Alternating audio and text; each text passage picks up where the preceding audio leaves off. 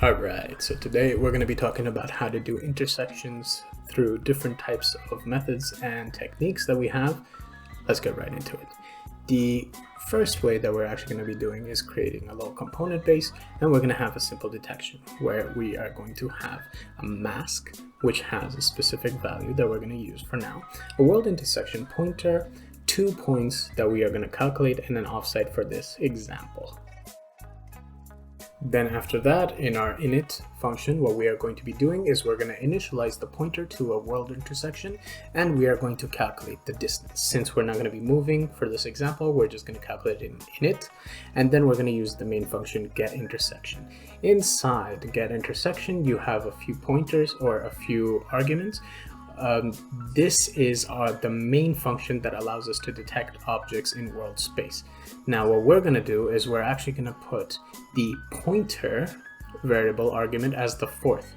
So now when we actually get something, we can use the pointer's point to draw a little circle or point in there. And of course render line just so we can see a line for now, and for shutdown when we have to clean up.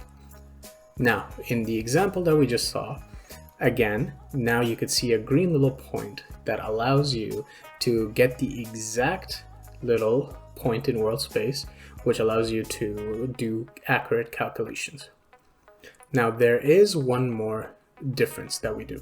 Let's say you wanted the normal of that point, or you wanted the normal of the area that we just got. So what we can do actually is we can change our world intersection into a world intersection normal, and that allows us to get the normal of the point, so which we change into a vector as a debug, and we can see that the normal has been recorded properly. So now that we can see that every point that we get, we have a normal pointer pointing to its normality.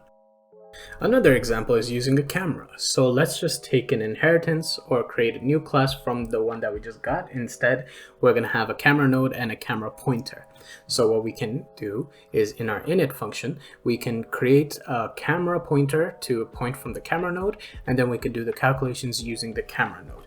Now, if we set everything the same and we use a render debug just to see how it works, we can see that there is going to be a small problem where the camera is actually facing straight, but the intersection line is facing upwards. Now this is not what we want. We want it to face the same way as the camera is facing, so the difference is actually going to be that in Unigine the camera faces in the bottom direction, which is the NZ direction. So now with that little change that we just have, we can look and we can see the intersection is back to its normal position. This is really good for first-person type games or games where you're looking through the camera. Now the last example is actually going through the screen, where you're not really inside the game, but you have the mouse hovering over the application and you want an intersection. So how you do that is, let's create another class which we have everything except we're going to add a ground mask for our example right now.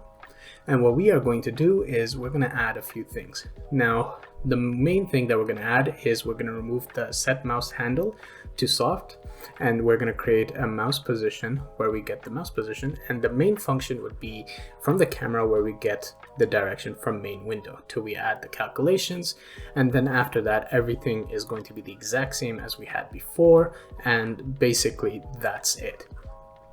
Now adding this into our game or our application, we can see that when our mouse is hovered over in the world, we can have a certain point or certain intersection without really having the mouse stuck into the application. Alright, and with that done, I guess we have the basics of all types of intersections that we need, and I will see you guys next time. Alright, goodbye.